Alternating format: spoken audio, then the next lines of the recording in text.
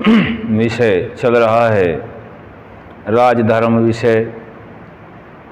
सत्यार्थ प्रकाश का छठा समुल्लास से लिया गया है, जो स्वामी दयानंद सरस्वती जी ने मनुस्मृति के श्लोक से समझाने का प्रयास किया है। राजा को कर आदि राज व्यवस्था से संबंधित श्लोक चल रहे हैं। पहला श्लोक है, यथा फलेन युज्येत राजा कर्ता च कर्मणाम तथा वीक्ष्य नृपो राष्ट्रे कल्पयेत सततम करान। जैसे राजा और कर्मों का कर्ता राजपुरुष व प्रजाजन सुख रूप फल से युक्त होवें, वैसे विचार करके राजा तथा राजसभा राज्य में कर स्थापन करें। यथाल्पाल्प अल्पमदन्ययाद्यम वार्यो कौवत्स षष्टपदः तथा अल्पा अल्पो गृहीतव्यो राष्ट्राद्वाजाब्दिकः करः। जैसे जोक, बछड़ा और भमरा थोड़े थोड़े भोग्य पदार्थ को ग्रहण करते हैं, वैसे राजा प्रजा से थोड़ा थोड़ा वार्षिक कर लेवे। तीसरा श्लोक से समझा रहे हैं, नौ छिन्यत्यादात्मनो मूलम परेशां चाति तृष्णया उच्छिन्नदन हमात्मनो मूलमात्मानं ताश्च पीड़येत्। अति लोभ से अपने दूसरों के सुख के मूल को उच्छिन्न अर्थात नष्ट कदापि न करे, क्योंकि जो व्यवहार और सुख मूल का छेदन करता है, वह अपने और उनको पीड़ा ही देता है। तीक्ष्णश्चैव मृदोश्च स्यात् कार्यं वीक्ष्य महीपतिः तीक्ष्णश्चैव मृदुश्चैव राजा भवति सम्मतः। जो महीपति कार्य को देख के तीक्ष्ण और कोमल भी होवे, वह दुष्टों पर तीक्ष्ण और श्रेष्ठों पर कोमल रहने से राजा अति माननीय होता है। पांचवा श्लोक है, एवं सर्वं विधायेदम इति कर्तव्यम आत्मनः युक्तश्चैव वा प्रमत्तश्च परिरक्षेदिमः प्रजाः। इस प्रकार सब राज्य का प्रबंध करके सदा इसमें युक्त और प्रमाद रहित होकर अपनी प्रजा का पालन निरंतर करें। विक्रोशन्तयो यस्य राष्ट्राद ध्रियन्ते दस्युभिः प्रजाः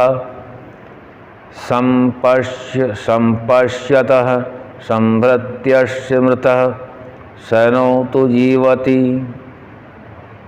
छठे श्लोक का अर्थ है, जिस भृत्य सहित देखते हुए राजा के राज्य में से डाकू लोग रोती विलाप करती प्रजा के पदार्थ और प्राणों को हरते रहते हैं, वह जानो भृत्य आत्म सहित मृतक है, जीता नहीं और महादुख का पाने वाला है।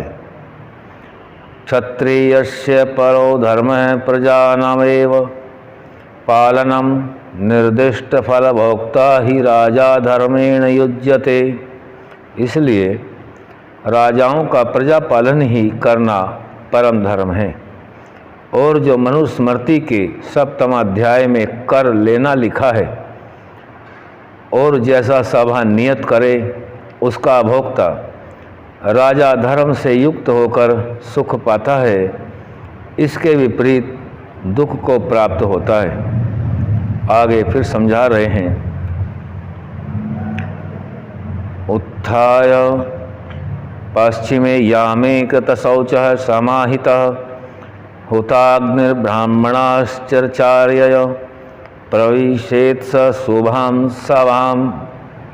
जब पिछली पहर रात्रि रहे तब उठ शौच और सावधान होकर परमेश्वर का ध्यान, अग्निहोत्र, धार्मिक विद्वानों का सत्कार और भोजन करके भीतर सभा में प्रवेश करे। दूसरे श्लोक से समझा रहे हैं राजा के बारे में। तत्र स्थितः प्रजा सर्वा प्रतिनंद विसर्जयेत् विसर्ज्य च प्रजा सर्वा मंत्रयेत् सह मंत्रिभिः। वहाँ खड़ा रहकर जो प्रजाजन उपस्थित हों उनको मान्य दे और उनको छोड़कर मुख्यमंत्री के साथ राज्य व्यवस्था का विचार करें। तीसरा श्लोक है गिरि पृष्ठम समारुप्रासादं वरोहरहोगातः अरण्यनिः शलाके वा मंत्रयेद विभावितः। पश्चात उसके साथ घूमने को चला जाए। पर्वत के शिखर अथवा एकांत घर व जंगल जिसमें एक सलाका भी न हो, वैसे एकांत स्थान में बैठकर विरुद्ध भावना को छोड़ मंत्री के साथ विचार करें। चौथा मंत्र से समझा रहे हैं यस्य मंत्रम न जानन्ति समागम्य पृथग्जनः सह कृतस्नां पृथ्वीं बुडक्ते कोशहीनोऽपि पार्थिवः। जिस राजा के गूढ़ विचार को अन्य जन मिलकर नहीं जान सकते, अर्थात जिसका विचार गंभीर, शुद्ध, परोपकारार्थ सदा गुप्त रहे, वह धनहीन भी राजा सब पृथ्वी के राज्य करने में समर्थ होता है। इसलिए अपने मन से एक भी काम न करे कि जब तक सभासदों की अनुमति न हो। यह राजा के व्यवहार के विषय में समझाया गया है। राजा कैसा हो, और परिवार का मुखिया भी राजा माना जाता है, जिसके गूढ़ विचार को सभी नहीं जान सकते और जिसका विचार गंभीर हो, परोपकार युक्त हो, गुप्त रहे। चाहे वह धनहीन ही क्यों न हो, वह भी पृथ्वी के राज्य करने में समर्थ होता है। अपनी सभी बातें हर किसी को न बताएं, गंभीरता से आगे बढ़ें, लेकिन वे परोपकारी भावनाएं हों। आज यहीं तक, आगे कल। ओम शम।